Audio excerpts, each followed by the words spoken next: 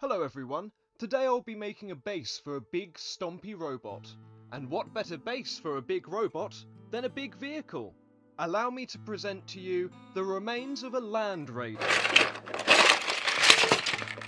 An eccentric choice to be sure, but it adds a real presence. And I can already hear you in the comments. Sacrilege! Heresy! How could you destroy this beautiful, serviceable Land Raider? Well, I disagree about serviceable.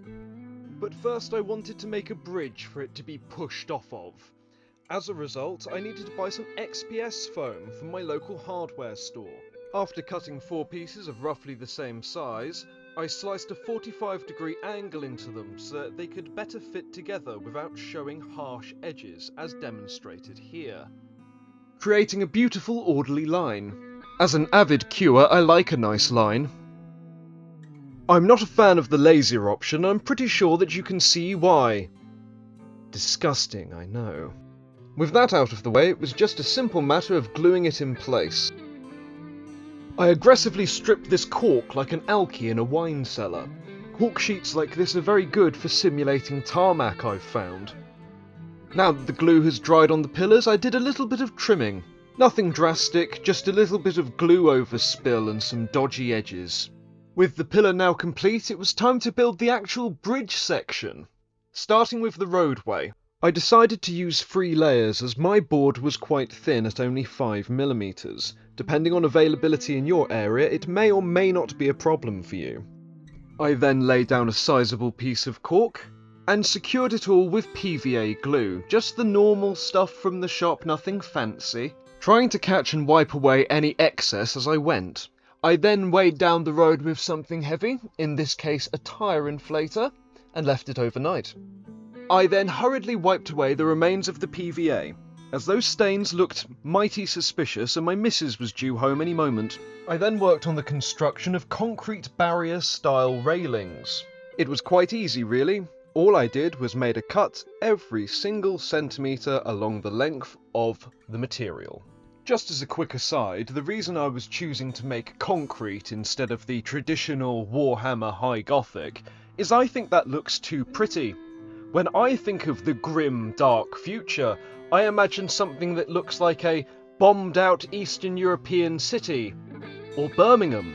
All joking aside, the design style of brutalism, which are the high-rise concrete structures with no details, love, attention, and are normally covered in pebble dash, are the greatest sin against all of architecture, and it pains me to know that they cost someone money.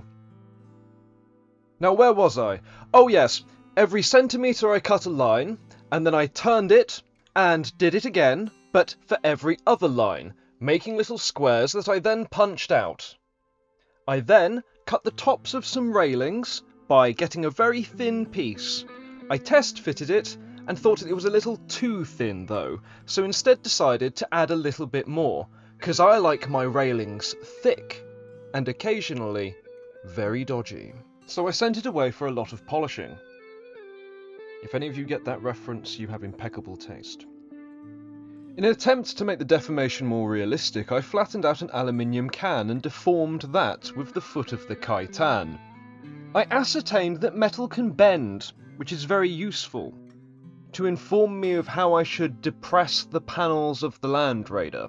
Using the lines I drew in the video, alongside the foot as a guide, I drilled pilot holes in preparation for using the Dremel. These holes are instrumental in stopping the drill bit from bouncing around and scratching the surface of the Land Raider. I highly recommend you do the same when drilling with a power tool. Further smaller incisions are then gradually made in the panel until it just gives way under my fingers and has a lovely little dent going on. Quite subtle, I know, but I can only assume that Land Raiders aren't exactly weak, and I feel that makes it more representative of how it would deform in battlefield conditions. The roadway has finally dried, meaning that I can add the railing and combine it with its base pillar. No, your eyes don't deceive you, I am using spirit level to see if the roadway is actually, level. A bit overkill, I know, but if a job's worth doing, it's worth doing properly. And it's not a massive faff, all you need to do is keep sanding it until it's level, as demonstrated. Now it's time to severely damage the bridge. You may think me mad building an entire bridge to then destroy it, but it has two benefits. Benefit 1, you definitely have rubble that is in the same design and the correct quantity. Benefit 2, as previously mentioned, I hate this style of architecture, and it gave me great satisfaction chewing it, nibbling it, squeezing it, pliering it, and just generally trying to deform and harm it. Very therapeutic. And considering the state of the NHS, it's the only therapy I'm going to be able to source in this country. As much as I may need it. More often than not, concrete is reinforced with rebar, small metal rods that go across the inside of the structure to try and hold it together and help with flexion, I believe. Any builders in the audience, please tell me I'm wrong if I am. To sell the effect, I used thin copper wire that I snipped and bent as needed and crisscrossed and latticed through the structure, pressing it in and gluing it in with superglue to keep it secure. I think it really adds to the aesthetic and makes it a lot more believable as a building. With the copper wire now in place, I decided that I should go through the bits that had fell off in my aggressive attempt to destroy the bridge in a pretty way, let's say, as I was definitely a bit overzealous at times. I then picked out some plasticard rods and a few leftover pieces of sprue from not Games Workshop kits, I can't quite remember. I think these might have been Tiger tanks? Not Tiger as in the Tiger tank, but the brand Tiger that I think is a Chinese company. And I went about adding greebles to the outside. I only recently found out that George Lucas coined the term greeble. Whether you find that interesting or not, I don't know, but I just thought I'd mention it. And after a bit of bending, burning, snipping and gluing, the bridge had a little bit more pipework detail on it.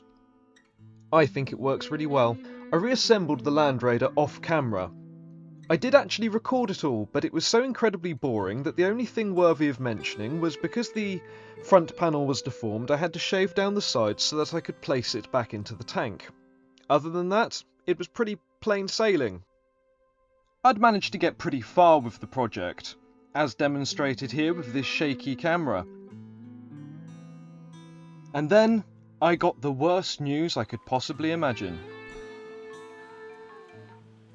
Well, if it isn't my handsomest client, how can I help you? You want to use it tomorrow? Sure, it'll be ready for tomorrow. As you may have been able to tell, dear viewer, it was not ready for tomorrow.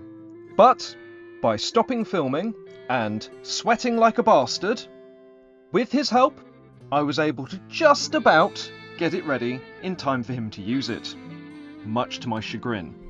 It had, however, yielded me an unexpected benefit.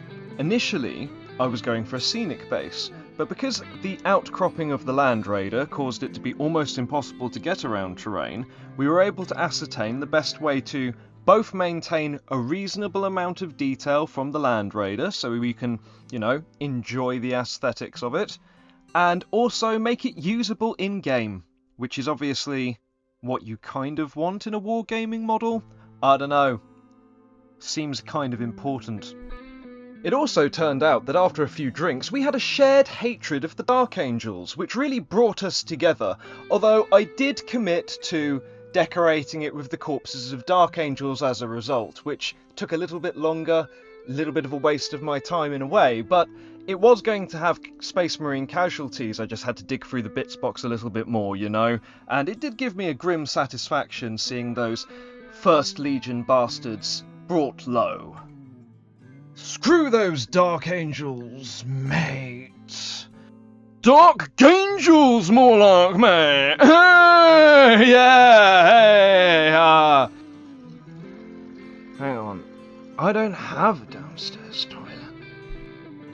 Needless to say, it got a bit out of hand. Anyway, time for me to actually tell you something useful. You don't need fancy tools to be able to do the green stuff. You just scrape down with a needle, a scalpel, whatever cutting implement you have. The key thing is to just keep your tools wet. When they start dragging and sticking into the material, just dip it in. Then go in, give it a twist, do another layer, Keep doing it, keep going in, keep giving it a twist. Very soon, you will find yourself with a lovely little fake fire. In truth, real fire's easier. All you have to do is go to a local shop, buy a cigarette lighter, and find someone who's wronged you. And now the tedious task of putting fire pretty much on every panel of the Land Raider. Now, I'm going to spare you this as we're very close to the reveal, and you have suffered enough. Oh, and just quickly before I forget, if you're struggling getting texture on the fire, the lines, when twisted and pulled, do most of the work, but if you need to get something in a really awkward area, swish and flick. I'm not just quoting Harry Potter because I like Harry Potter, but because the hand movement of dipping in, doing the kind of Nike tick, really gives it a certain energy, a real flow, at least in my opinion, and you should maybe give it a go if you're struggling. Oh, and one last thing, if you're using aerosols to paint your model, mix 50-50 water and PVA, or if you're really fancy, get some Mod Podge, and dob it all over the things that are made of polystyrene foam or other plastic foam products. Most aerosols, if not all aerosol paints, have acetone in them, which make them fizzle and melt into basically nothing, or really damage the surface if not. And now, time for the reveal.